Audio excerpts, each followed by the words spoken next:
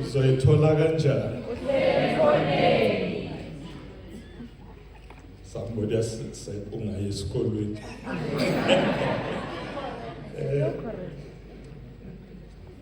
Thank you very much. Let me start by acknowledging our Master of Ceremonies, Ms. Nodi Kumalo. Greetings to our Minister of Human Settlement, Methembis Melani. Greetings to Deputy Minister in the Presidency, Noneba Sauli. Greetings to the SG, not the SG of the ANC, the Statistician General, Ndate Senga Malulek. Greetings to the NYDA Executive Deputy Chairperson, Karabo Mohale. I was saying when they were quoting her, I remember you said that I was with you. We addressed the June 16 commemoration together in the Northwest. I also want to greet the entire executive committee of the NYDA here present with us. Greetings to the SAIC executive led by the chairperson, Bonga Makanya, and also President Kanakana Mutsanani. Let me greet all our youth who are present here. Greet the panel that we just heard just now. I'm sure all of you will agree that they were really amazing. The stories that they were telling us just now. I was saying to Tshepo now, maybe So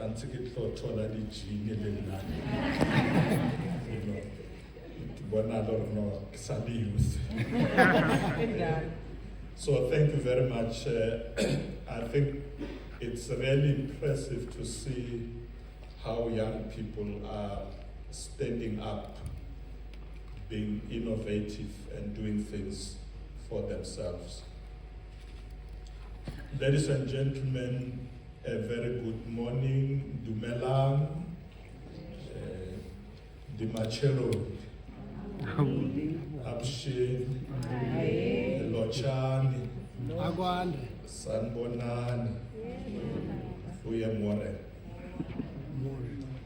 Program Director, it is an honor to be here this morning after I just returned from a very successful working visit to the Russian Federation, where my delegation and I were warmly received, welcomed, and we engaged in intense programs aimed at deepening bilateral relations between South Africa and Russia, and to ensure that we can also strengthen trade between our two countries. Now, many of you may know that Russia has a very long-standing relationship with South Africa, stretching back from the period when we were fighting against apartheid at the time during the Soviet Union, and therefore we are continuing this long historic relationship.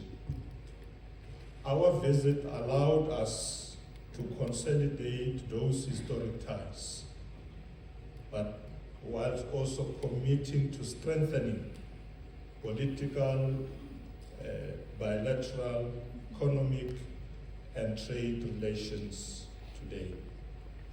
Amongst other engagements, we visited the St. Petersburg University. This university was established in 1735. So you can see that it's been there for close to 300 years. I was very happy to see South African students studying in many universities in Russia, not just the St. Petersburg University. I had an opportunity to spend time with them once I completed giving a lecture at the university. There are about 540 South African students studying in Russia. But the good thing, as many of you may know, many leaders of our country today were trained and studied in Russia as well. One of the pleasing aspects about the institution like the St. Petersburg University is that it has also committed to introducing African languages. When I was there, they briefed me that they have now introduced isiZulu. And as I was at the university, they said to me they will now be starting to teach isiXhosa. And we are saying, even with us, we are opening opportunities for our universities to teach their languages as well.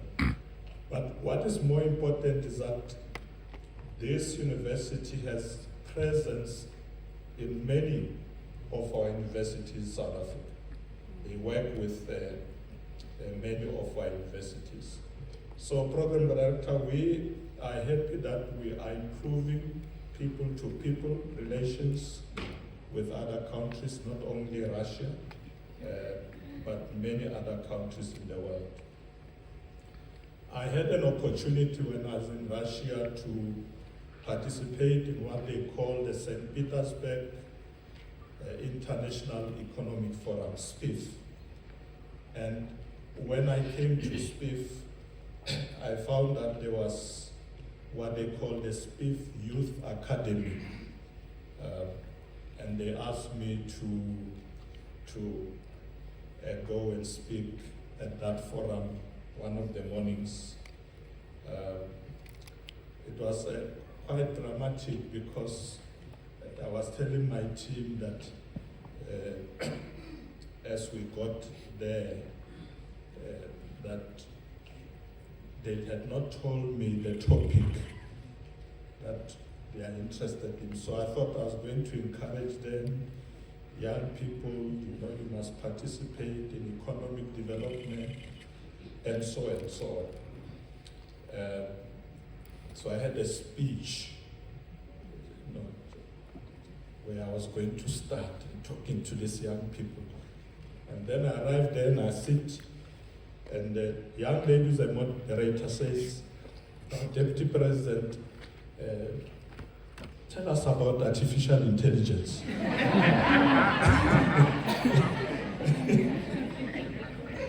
So I'm thinking, hey, they don't even give me a chance to, put my speech.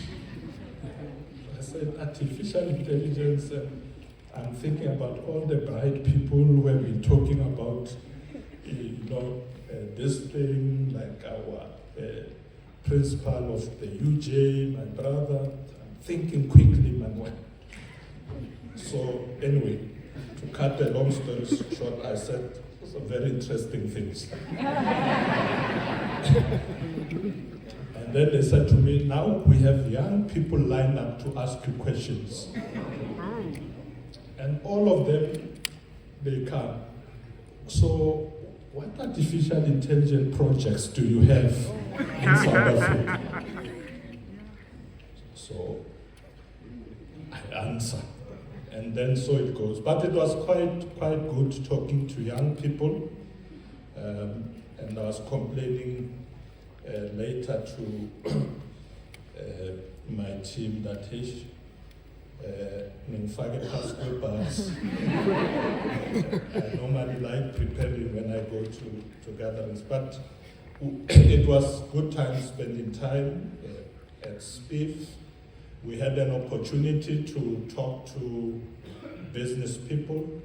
We have what we call South Africa-Russia Business Council. So I had an opportunity to address their dialogue as well. And of course, we were having good meetings with the leadership of Russia. My first meeting in Moscow was with the Prime Minister, where we talked about bilateral engagement when he had 8 ministers. And on Thursday with President Putin as well, we had 10 ministers on the side. I had 5 deputy ministers and 2 ministers. So we had good meetings to consolidate our relations. Program Director, we are in a knowledge economy. And I'm very happy to hear young people talk a lot about that. When I spoke I had the opportunity to speak at the University of Johannesburg with Professor Chilizi Marwala. He was focusing a lot on artificial intelligence. I think those of you who know Prof. Marwala know that his forte. And it's important that we take into account these issues that him and others have raised, including machine learning, computational intelligence, and doing work also in the early childhood department curriculum for our young people. So we must start to introduce them early to the knowledge economy. We as government are going to continue to invest in scientific training so that we remain competitive. We are looking at areas like nuclear medicine, and we want to congratulate some of our best in these areas. Professor Satef at the University of Pretoria, Professor Vilakazi at Wits University, and other professors like Professor Mamukheti Pakems, a professor of mathematics. We want young people to follow on their footsteps. Don't pull back. You have good mentors that are showing the way. By doing so, this is the way we can be globally competitive as we learn to focus on issues of the digital economy. Program Director, today we are also, as we gather here, we are concerned that the world is on the brink of war. However, I'm happy that by last night there was a lot of talk about ceasefire between Iran and Israel. So we are hopeful. We are also hopeful that that will be the case with Israel and Palestine, particularly in Gaza. We have, as countries in the South, our voices must be heard to condemn these callous acts of attacks on innocent people, young children, women. We must make sure that our voice is heard to say challenges and conflicts can be resolved through peaceful means and not war. And that's what we have been doing as South Africa. Even in Iran, the president sent a message to say, let's resolve our problems peacefully.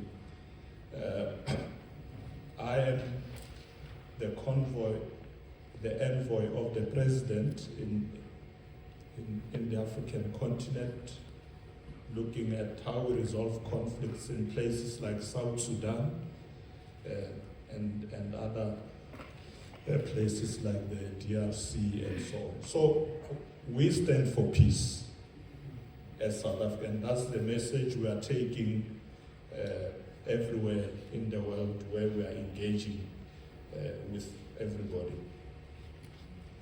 Ladies and gentlemen, those who close the work with me will tell you that I have always found immense joy and satisfaction in interacting with young people. So when I got the invitation to come here, it's something that I was looking forward to. When I was the president of the Alexander Youth Congress, which Tenbi was saying at the time, I was 22 years old, and our slogan, which has become a reality on our t-shirts and publication, was "The future belongs to us." That was our vision. Now, you're talking more than 40 years ago. We thought that as young people, the future belongs to us. So I want to repeat it to you as well. As young people, as you sit here, you must say the future belongs to us, but you start it now. You have to start it now, because you know one thing with the future that I value and so if it belongs to you, it depends on what you do today, what you do now. So I'm very happy to be interacting with you because you are the future leaders of tomorrow. It's you who will be standing here and talking proudly about this country, how you are leading it, how you're making sure our people get a better life, how we become successful amongst nations of the world. So we encourage youth activism, and I'm happy that the Deputy Minister in the presidency, working with the NYDA, are pushing hard to ensure that young people must not be left behind. So when you convened this G20 moment, it became very clear that we are saying as young people, nathi sikhona. Don't just say, G20. No, you must be there. Ningene phakathi. Yes, so I'm happy that you are not left behind. You are going to be part of this. It's very good that we're doing this in the month of June, very important month in South Africa, Youth Month. We take this opportunity to remember the young people, particularly the generation of 1976. We remember Hastings Ndlovu, Hector Peterson, Tsietsi Mashinini, amongst others. We also remember young people like Stanza Bupapi, Solomon Mahlangu, who was hanged by the apartheid regime, and many other young leaders who gave their lives for this freedom, Ashley Creel, Steve Biko, and many others. So let's be proud of this tradition, that we follow on the tradition of young people who were brave, young people who were determined, and who made sure that indeed we get our freedom. Today, there are a lot of interesting things happening in South Africa, and the young people are going to be part of this moment. I'm happy that you have this topic, building youth capabilities for a developmental state, advancing solidarity, equality, and sustainability. This is, for us, it's an imperative. Investing in the capabilities of young people is essential for achieving meaningful solidarity, ensuring equality and sustainable development. South Africa at the moment stands at a defining moment in its democratic journey. And the G20 platform provides South Africa with a strategic opportunity to frame global policy discussions. So we are given that opportunity as a country. And the capabilities of young people as agents of inclusive economic transformation is vital in this regard. We want you to be involved. This presents an opportunity also for the African people, which is something we did. We decided at the South African cabinet that this G20 presidency that we have, this opportunity that we have, is not going to be just for South Africa, but for the African continent. And that's the approach we are taking. When we say solidarity, equality, sustainability for the entire African continent, we are moving with everybody. We are looking at development not only here, but in the continent. We are going to infuse in our program of the G20, the program of the African Continental Free Trade Area. We're bringing it in, the work of the AU, we bring that in, the work of BRICS, we bring that in. So it's going to be good to say that the young people are in the midst of this.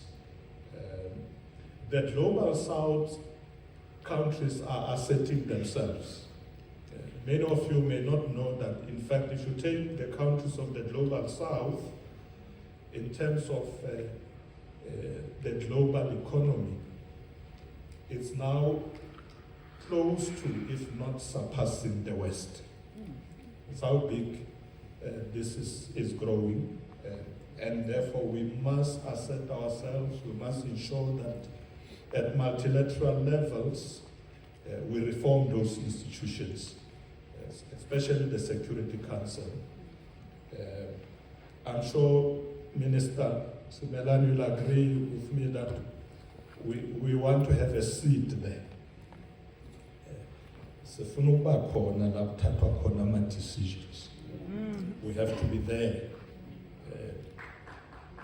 And as we go to these institutions, we're not going as beggars. We're not looking for handouts. We want to participate, we want to take decisions, because the whole issue of development, of progress in the world, it's something that we also want to define. So we are going to take our place on the table of these multilateral institutions, and we must reform them. We must transform them. We must not just go and sit there. We must make sure that the agenda of the Global South is asserted. So, compatriots, I want also to say that we need, as young people, to be alive to the African Union's Agenda 2063, building the Africa we want. It's something that you must run with and say, what is this Africa that we want? So let's put this on the table, and as young people, let's run with it, because Africa is the world's youngest continent. And if we do not leverage this democratic dividend into inclusive growth, we risk wasting our own future potential.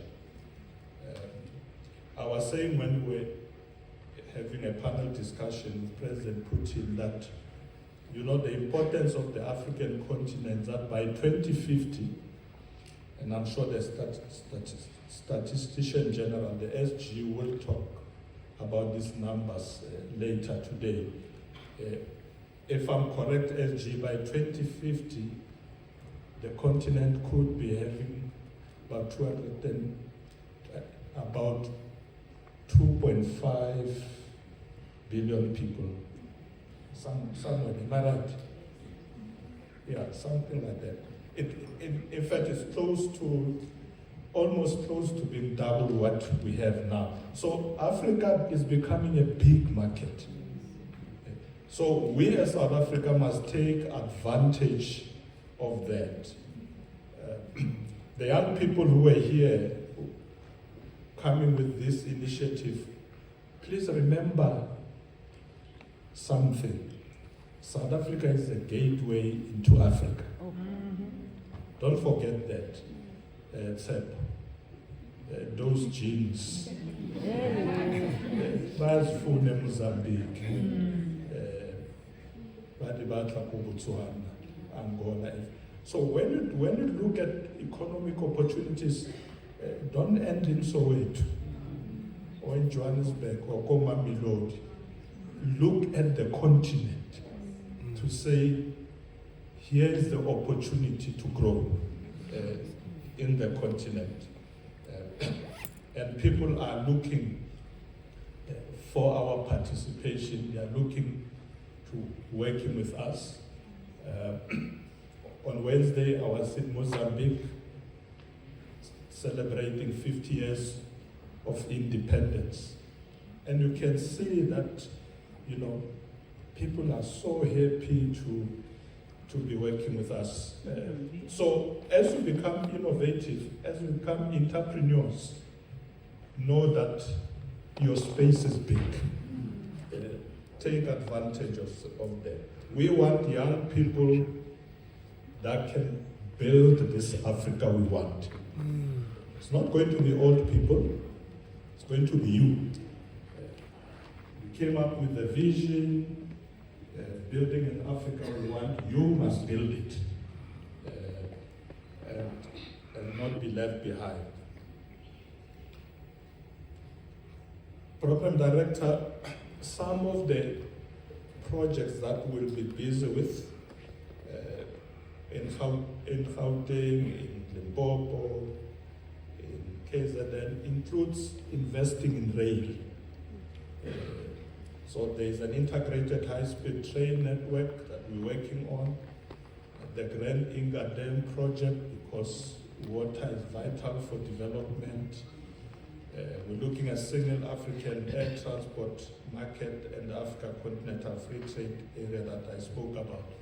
So these projects are not ending just in South Africa. We want to get into the continent. Some of the state-owned companies of South Africa are already in the continent. So we are making sure that we build this Africa we want together. We must intentionally empower youth-owned businesses. We must intentionally. We want you to participate in intra-African trade as young people. And I'm sure not ever we will make sure that as government we make funding available for these young people. Yes.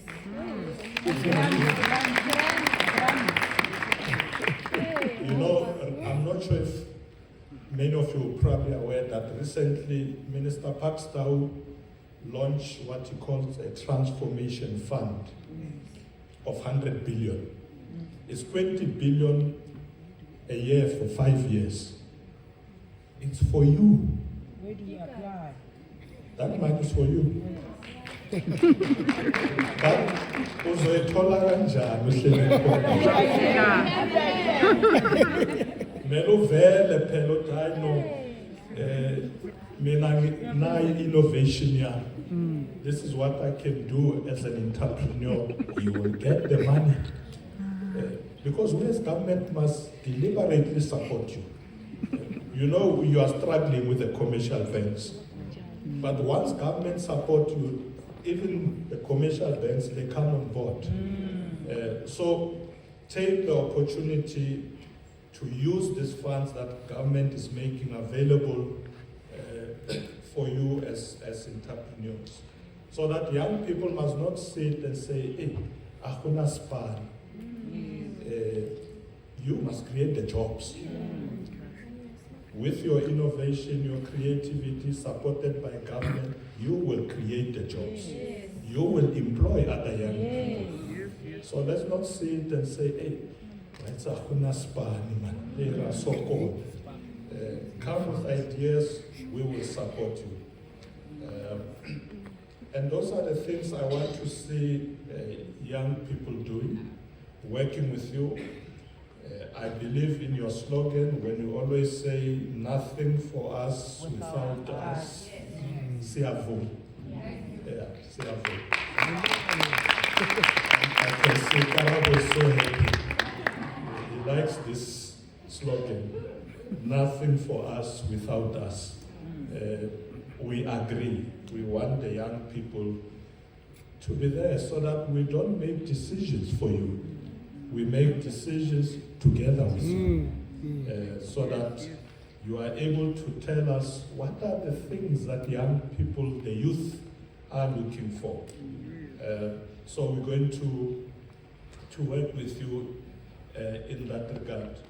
There are a number of things that government is already doing. I won't deal too much with them. I think Karabo spoke about some of them. The Presidential Youth Employment Initiative that is already benefiting over 1.7 million temporary and full-time jobs since 2020. These also include roles in education, social services, and digital economy pilots. Programs like SA Youth Mobbing platform has registered over 4 million young job seekers, connecting them to work and training opportunities. So those are some of the things that we are busy with, and I know that there is more that needs to be done. We're going to bring more focus on strengthening education to employment, to ensure that education to employment pipelines are there to prepare youth for participation both in traditional industries but particularly emerging ones. We're talking about the digital economy but also the green economy. So we need to prepare young people. I also want to urge you as the youth to motivate other youth also to go to TVET colleges. I know most of us want to be lawyers and we all want to go to university, but we also need plumbers, we need bricklayers, we need mechanics. So let's swell the ranks of TVET colleges as well, so that we don't all get stuck in universities and there's nobody at TVET colleges. Because we need people with practical experience, training to be able to do that. We are working with universities and TVET colleges through the committee that I chair called the Human Resource Development Council, appointed by the President. And every time we engage, we encourage young people to go to TVET colleges as well. So, ladies and gentlemen, we are introducing what we call special economic zones. The good thing with special economic zones, SEZ, is that there are normally tax incentives in those SEZs. You can form cooperatives. You will receive these incentives. But also they are very good for startups because there's a lot of government support in that. So I encourage you to look at those SEZ. You'll find that departments of trade and industry are playing a big role in initiating those, but also provinces. I know a province like Gauteng, they've got special economic zones as well. The time has come for us to move beyond inclusion as a moral goal and make it a measurable outcome. In this regard, it is important for the economy to strengthen viable pathways for inclusion of the youth.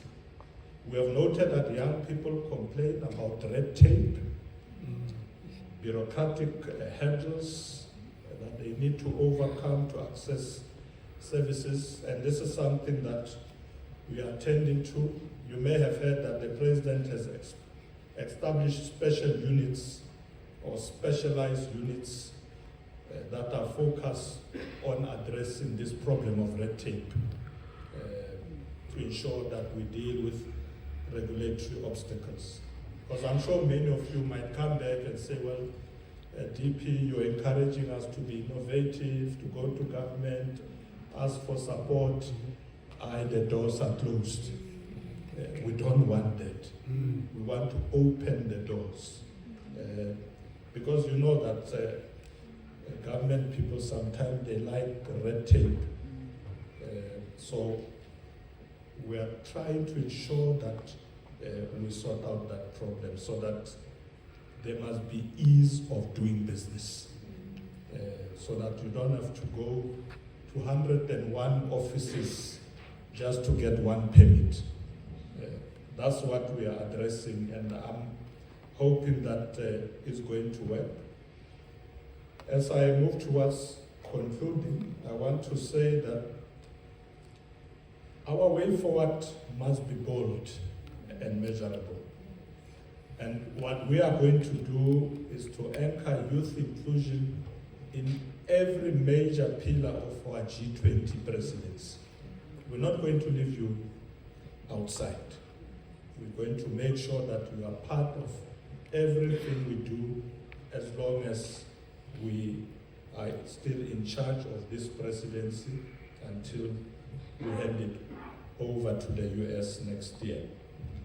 We will institutionalize intergenerational co-leadership in governance, moving beyond consultation to shared power and shared design. We will work with regional and global partners to implement targeted reforms that enable young people to start businesses, access capital, and engage in cross-border trade. We must make it possible for you to trade in those countries. As the youth of South Africa, you should prepare for this summit in November. You must do so consciously, and you must push yourself to be part of this, because the leaders of these countries are going to be here. And so there's an opportunity to hear them, interact with them, and some of the activities will be all over the country. So this roundtable has made one thing clear. Youth are not merely beneficiaries of policy. They are builders of nations. We must now ensure that the decisions we take at multilateral fora reflect this truth. We look forward to receiving your submissions on how we can champion a new development compact where the youth agenda is not marginal but mainstream into public policy, budgeting, and delivery. Let the G20 remember that Africa is young. South Africa is ready, and we want young people to take the lead in the developmental and transformation agenda of this country and the continent.